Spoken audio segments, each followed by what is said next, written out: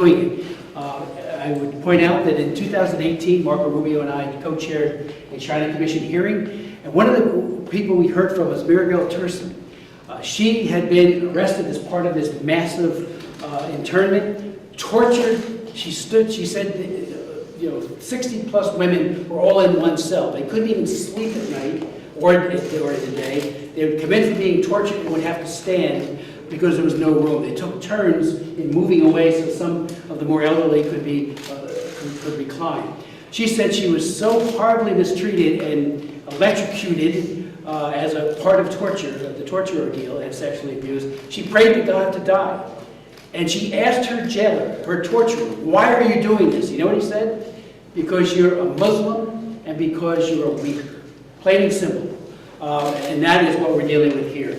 Xi Jinping is directing this, and we know from leaked documents that the New York Times published and others, where they started it, pointed out that this was all part of a contrivance, a plan to crush the Uyghurs in Xinjiang. There's 10 million people we're talking about, or more, but at least 10 million, and to do so in a draconian way. Now, just two brief quotes from Xi Jinping.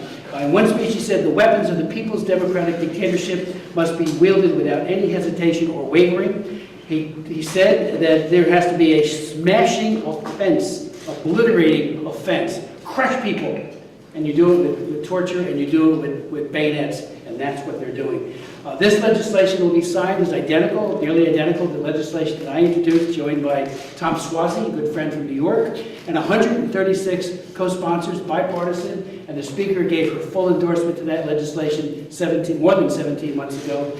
So we are here now. Things take a while, even important ideas like this one. But this will send a clear message. And again, what's in this? Really, global Magnitsky.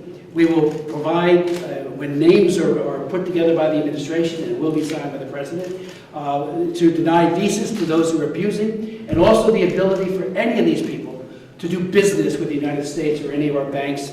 So it is an economic sanction and a visa sanction, and it is a start. And it's only a start, but it's a very significant start. And I thank the Speaker for inviting me. Thank you. Thank you so much for your leadership. And now I'm honored to sign this important, enroll this important legislation as we send it over to the President. Thank you.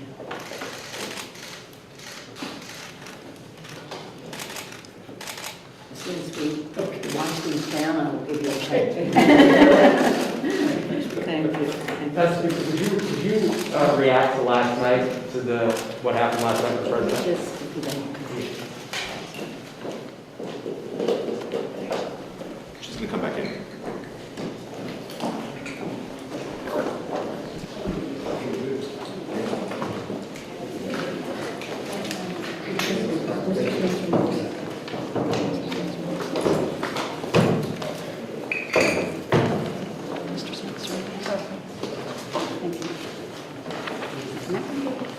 You got the